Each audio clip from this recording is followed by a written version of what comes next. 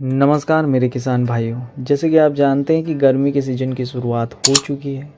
इस समय तक रबी की जितनी भी फसलें होती है वो खेत से बाहर हो जाती, चाहे वो गेहूं हो, चना हो, सरसों हो, सारा कुछ खेत से बाहर हो चुका होता है।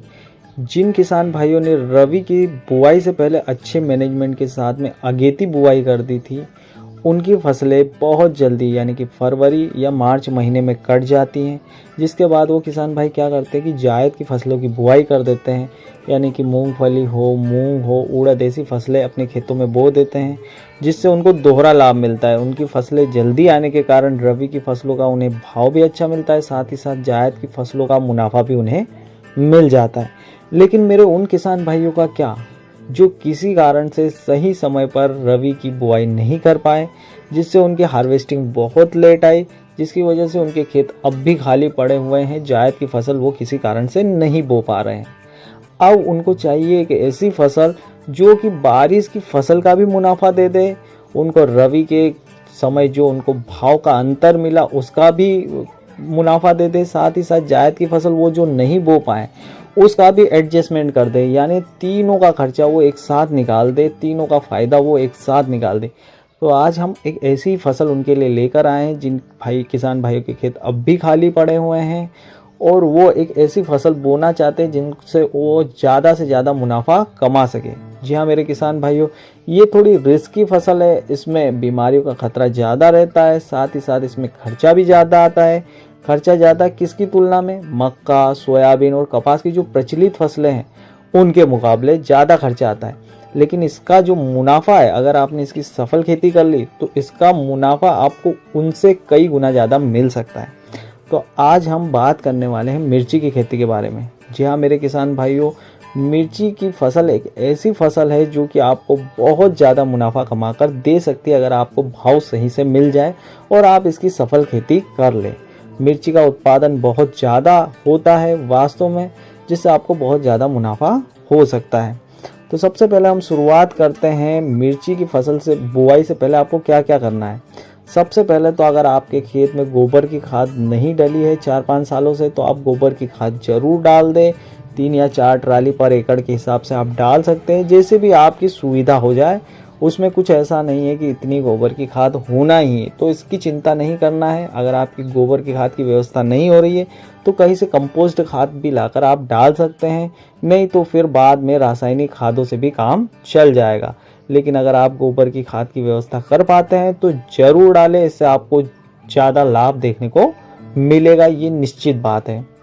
इसके बाद में बात करते हैं कि आपने एक बार गोबर की खाद बिछा दी, उसके बाद में खेत में आप गहरी जुताई जरूर करवा लें, यानी कि आप पलटी पुलाव करवा सकते हैं, फिर उसके बाद में कल्टीवेटर करवा सकते हैं और कल्टीवेटर के बाद में आप रोटावेटर करके खेत को एकदम महीन बना सकते हैं, जिससे आपको बुआई रुपाई में कोई दिक्कत नहीं आए। इसके साथ साथ आपको क्या करना है कि एक तरफ तो ये आपके काम चलते रहेंगे खेत में, दूसरी तरफ आपको मिर्ची की नर्सरी अभी से तैयार कर लेनी है। अब अभी नर्सरी तैयार करते हैं तो 20 से 25 दिन यानी कि मई और जून महीने में आपकी नर्सरी तैयार होके रेडी हो जाएगी रुपाई करने के लिए। नर्सरी किस प्रकार से तैयार करनी है, अगर इसके बारे में आपको जानकारी चाहिए तो हम एक सेपरेट वीडियो बनाकर इस चैनल पर डाल देंगे, जिससे आपको सफल नर्सरी तैयार करने का तरीका भी मिल जाएगा। एक बार जैसे ही आपने नर्सरी तैयार कर ली, फिर आप रुपाई करने के लिए रेडी हैं। उससे पहले आपको करना क्या है कि खेत में एक बार पानी जरूर चला देना है, यानी आपको सिंचाई जरूर कर लेनी है खेत में लांगी बना के। जिससे होगा क्या कि जो मिर्च का पौधा आएगा उसकी जड़, मई और जून के समय धूप ज़्यादा होती है तो गर्म ज़मीन में पड़ने से उनके जड़ जलेगी नहीं, तो इसलिए एक बार आपको पानी से सिंचाई जरूर कर देनी है आपके खेत में। एक बार सिंचाई करने के बाद में आपने मिर्ची की रुपाई कर दी। रुपाई करने के बाद में आपको करना क्या है कि पानी हाथों हाथ चालू कर देना है, यानी आपको एक भी दिन की गैप नहीं रखनी है जैसे ही मिर्ची की रुपाई आप करते हैं। या फिर आप ऐसा भी कर सकते हैं कि एक तरफ आप मिर्ची को लगाते जाएं, साथ में पानी भी चालू रखें। तो जितने एरिया में आप पानी देते जाएंगे उतने एरिया में आप मिर्ची के पौधों की रुपाई कर सकते हैं। अब मिर्ची के लिए कौन से बीज आप ला सकते हैं, तो मिर्ची देखिए 2 प्रकार की प्रचलित है इंडिया में। बात करूँ तो एक डार्क ग्रीन यानी गहरे हरे रंग वाली मिर्ची, और एक लाइट ग्रीन यानी हल्के हरे रंग वाली मिर्ची। और गहरे हरे रंग वाली मिर्ची और हल्के हरे रंग वाली मिर्ची, इसकी इनमें से आपको कौन सी बुआई करनी है ये डिपेंड करता है कि आपके एरिया में कौन सी मिर्ची ज़्यादा प्रचलित है। अगर आपके वहाँ डार्क ग्रीन प्रचलित है तो आप डार्क ग्रीन की बुआई कर दीजिए, अगर लाइट ग्रीन प्रचलित है तो लाइट ग्रीन की बुआई कर दीजिए। 55 से 60 दिन का समय लगता है आपकी पहली हार्वेस्टिंग के लिए डार्क ग्रीन में, जब आप खेत में एक बार रुपाई कर देते हैं उसके बाद, और 70 से 75 दिन का समय लगता है लाइट ग्रीन की जो होती है उसके लिए। इसके लिए आप बीज ले सकते हैं। अगर आप डार्क ग्रीन यानी गहरी हरे रंग की मिर्ची की बुआई करना चाहते हैं तो महिको के बीज ले सकते हैं, यूएस एग्रीसीड के बीज ले सकते हैं। ये कुछ एक प्रचलित प्रजातियां हैं आपकी मिर्ची की।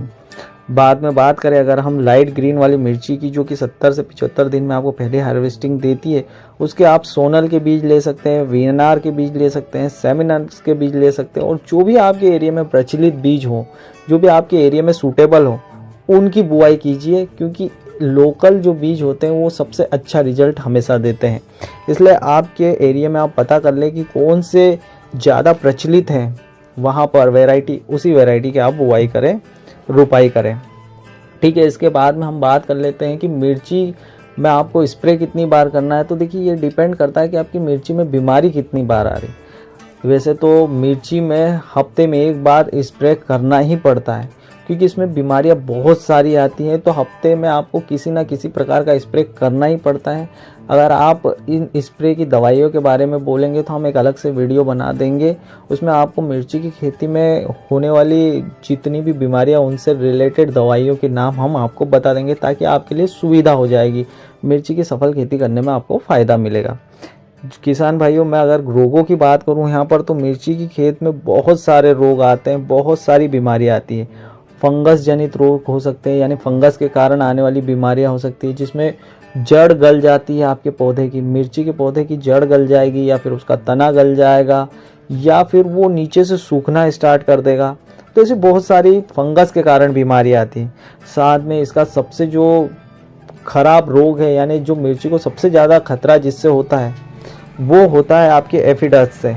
जी हाँ, एफिडस एक ऐसा वायरस है या एक ऐसा कीड़ा है, आप कह सकते हो अगर अपनी सरल भाषा में बोले, जिसकी वजह से आपकी मिर्ची की जो पत्तियां है वो नीचे की साइड मुड़ जाती है, निचली सतह की तरफ मुड़ जाती है, जिससे होता क्या है कि मोजेक रोग आ जाता है। आपकी पत्तियां जो होती है पीली पड़ जाती हैं, जिसकी वजह से धीरे धीरे एक दो पौधे आपको दिखाई देंगे कि इनकी पत्तियां मुड़ी हुई नज़र आएगी, ऊपर की तरफ या नीचे की तरफ मुड़ी हुई नज़र आएगी।